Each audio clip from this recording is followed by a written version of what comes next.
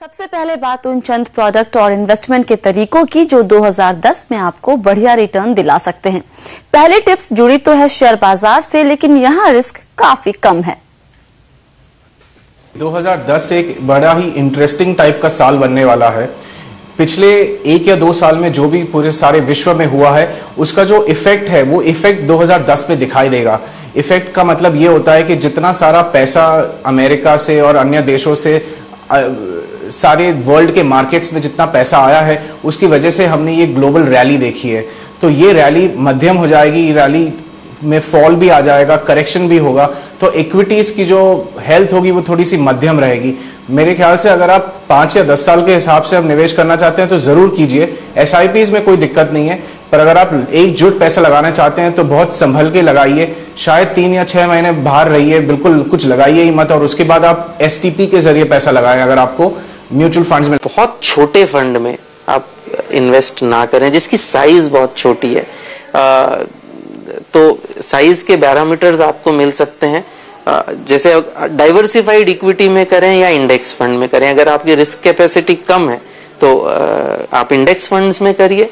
अगर आपकी थोड़ी सी रिस्क कैपेसिटी बेटर है तो आप डाइवर्सिफाइड इक्विटी में भी कर सकते हैं। तो लेकिन ऐसे फंड में करें जिसमें जो है फंड साइज थोड़ी बड़ी हो। एकदम छोटी जब फंड साइज होती है वो जब मार्केट का समय बुरा आता है, रिडेम्पशंस की वजह से उस पर इफेक्ट बहुत बुरा हो जाता है। तो थोड़े बड़े फंड में करिए आप। अगर आपको वेल्थ क्रिएट करनी है और या कोई गोल है बच्चों की पढ़ाई का या अपनी लाइफस्टाइल को इंप्रूव करने का या रिटायरमेंट के लिए, तो बेहतर यही रहेगा कि आप उसको मार्केट रिलेटेड स्कीम्स में ही लगाएं। और सबसे बेहतर उसका जो तरीका है वो है म्यूचुअल फंड्स में सिप स्टार्ट करने का। कुछ चीजें ऐसी होती हैं जिसकी चमक कम नहीं पड़ती, और हमारे एक्सपर्ट के अगले टिप्स भी कुछ ऐसे ही चमकदार हैं। 15,500 16,000 के लेवल पे जब भी गोल्ड आए वो निवेश कर सकते हैं, और जब भी वो 16,500 17,000 का लेवल टेस्ट करता है तो उसमें निकल के 6-6 महीने के रिटर्न्स में 20-25% रिटर्न्स आ रहे हैं, जिस तरह आप देख रहे हो रैली में, तो उसमें कर सकता है। और कोई बंदे को निवेश करना है साल भर के लिए और उसे अपने इक्विटी पोर्टफोलियो में ऐड करना है तो वो ETF के थ्रू कर सकते हैं।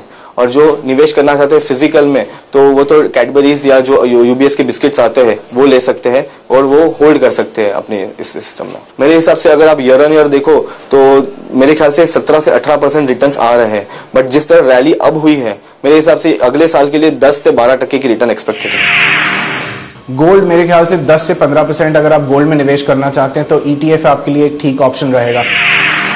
हर एक पोर्टफोलियो में गोल्ड होना चाहिए, क्योंकि डेट और इक्विटी जब दोनों की बात करते हैं तो दोनों में नेगेटिव कोरिलेशन है। मतलब जब इक्विटी के रिटर्न बेहतर होते हैं तो इंटरेस्ट रेट्स कम होते जाते हैं, इंटरेस्ट में रिटर्न कम होता है, और जब FD वगैरह ज्यादा इंटरेस्ट देती है तो इक्विटी के रिटर्न्स कम होते हैं। तो दोनों में नेगेटिव रिलेशन है। गोल्ड एक बैलेंसिंग फैक्टर है, तो सभी के पोर्टफोलियो में 5 से 10% तो कम से कम गोल्ड होना चाहिए, इरिस्पेक्टिव ऑफ गोल्ड का प्राइसेस कहां जा रहे हैं, ऊपर जा रहे हैं या नीचे जा रहे हैं। सोने के बाद जो टिप्स आ रहा है वो नॉर्मली आम निवेशकों के पोर्टफोलियो का हिस्सा नहीं होता है, लेकिन हमारे एक्सपर्ट बता रहे हैं कि कमोडिटी और उससे जुड़े फंड में 2010 में आप पैसा बना सकते हैं। आप चाहें तो कमोडिटी फंड्स में इन्वेस्ट कर सकते हैं, क्योंकि कमोडिटीज की डिमांड डेफिनेटली ज्यादा रहेगी। तो कमोडिटी फंड्स या कमोडिटी ओरिएंटेड कंपनीज जो होती हैं उसमें आपको मुनाफा हो सकता है। आप चाहे तो फ्यूचर्स, अगर आप ट्रेडर हैं तो आप फ्यूचर शॉर्ट भी कर सकते हैं बीच बीच में, पर वो थोड़ा डेंजरस होगा, थोड़ा रिस्की होगा, पर आपको सोच संभल के वो स्ट्रेटेजी करनी पड़ेगी अगले साल के लिए। तो ब्रॉडली अगला साल में बहुत ज्यादा मुनाफा नहीं होगा, एक्सेप्ट मेरे ख्याल से ये कमोडिटीज में थोड़ा सा मुनाफा हो सकता है, गोल्ड में थोड़ा सा हो सकता है, और इक्विटीज में संभल के चलिए तो आपका जो निवेश होगा अगले साल के लिए वो ठीक रहेगा।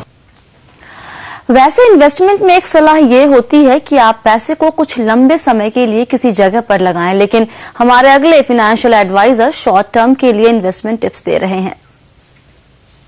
अगर आप कंजर्वेटिव इन्वेस्टर हैं और आप चाहते हैं कि मैं पैसा डेट फंड्स में या बॉन्ड्स में निवेश करूं, तो उसमें भी काफी वोलेटिलिटी होने की पूरी उम्मीद है। इंटरेस्ट रेट्स जो हैं वो ऊपर जाने वाले हैं, हम ये सभी मान के चल रहे हैं। तो मेरे ख्याल से जो बॉन्ड के यील्ड्स होंगे वो भी आपके फेवर में नहीं होंगे। तो medium term bonds, long term bonds में आपको इतना मुनाफा नहीं होगा। आप चाहे तो लिक्विड प्लस में रहिए, आप चाहे तो शॉर्ट टर्म बॉन्ड फंड्स में रहिए, और वो शॉर्ट टर्म बॉन्ड फंड्स भी आप मेरे ख्याल से 3 या 6 महीने के बाद उसमें एंटर कीजिए, उसके पहले एंटर ना करें।